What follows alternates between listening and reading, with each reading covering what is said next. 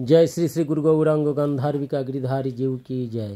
भक्तबिंद আমরা রাজস্থান জয়পুর গলতা পাহাড় গৌড়ীয় বৈষ্ণবের একটি প্রসিদ্ধ স্থান যে গলতা পাহাড় অর্থাৎ গলতাব ঋষি তিনি এখানে তপস্যা করে তিনি গঙ্গাকে এখানে আবির্ভূত করেছিলেন। এই স্থানে গৌড়ীয় বৈষ্ণবের একটা সিদ্ধান্ত এবং দার্শনিক পীঠস্থান, সেটি হচ্ছে কি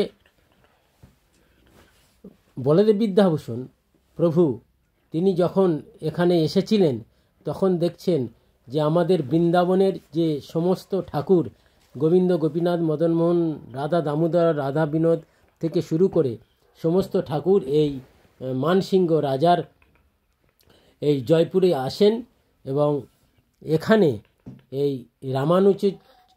রামানুজ আচার্য সম্প্রদায় তারা এই সমস্ত ঠাকুর সেবার অধিকারগুলো গ্রহণ করে। সেই ঠাকুর দর্শন করুন। এখানেই বসে সেই আলোচনা হয়েছিল যে গোবিন্দদেব সাক্ষাৎ এখানে বিরাজিত এবং এখানে সেই গোবিন্দদেবের পূজার ভাগ পেয়েছিলেন রামানুজ আচার্য সম্প্রদায়। কিন্তু আমাদের গৌড়ীয় বৈষ্ণবরা এসে বললেন এটা কি করে হয়, এখানে তো আমাদের গৌড়ীয় বৈষ্ণবের গদি, তাই তিনি বললেন না এটা হতেই পারে না, এটা আমাদেরই ঠাকুর, আমরাই পূজা করব।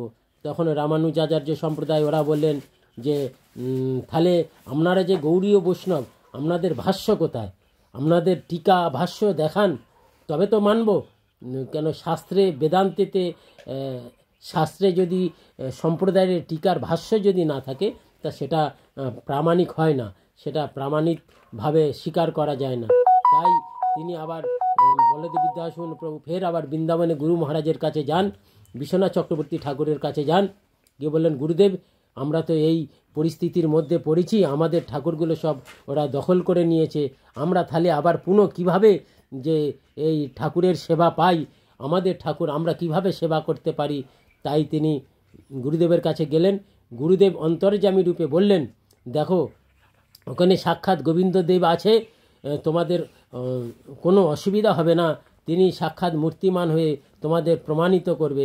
তাই এই স্থানে আবার ফিরে এসে তিনি ফিরে এসে গোবিন্দদেবের কাছে প্রার্থনা করে তিনি গোবিন্দদেব বললেন আমি তোমার ভাষ্য লিখে দিচ্ছি।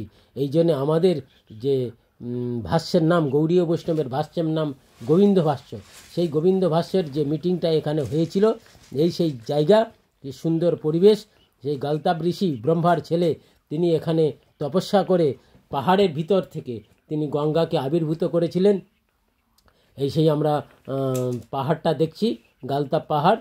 এখানে যেমন গোমুখ থেকে ভগবান যে গঙ্গাকে প্রকট করেছিলেন, সেই রকম গলতাব ঋষি তিনিও এখানে যে ভগবানকে সাধনা করে গঙ্গাকে এখানে প্রবাহিত করেছে। আমরা সেই দেখছি সেই গঙ্গা, ওই যে দেখছি গোমুখ থেকে গঙ্গা প্রকাশ হচ্ছেন এখানে সেই স্থান, সেই গঙ্গা দর্শন করে গলতাব ঋষি তার সাধনার সিদ্ধি লাভ করেছিলেন এবং গৌড়ীয় বৈষ্ণবের এই জায়গাকে তিনি সুপ্রসিদ্ধ প্রামাণিক করে তুলেছেন।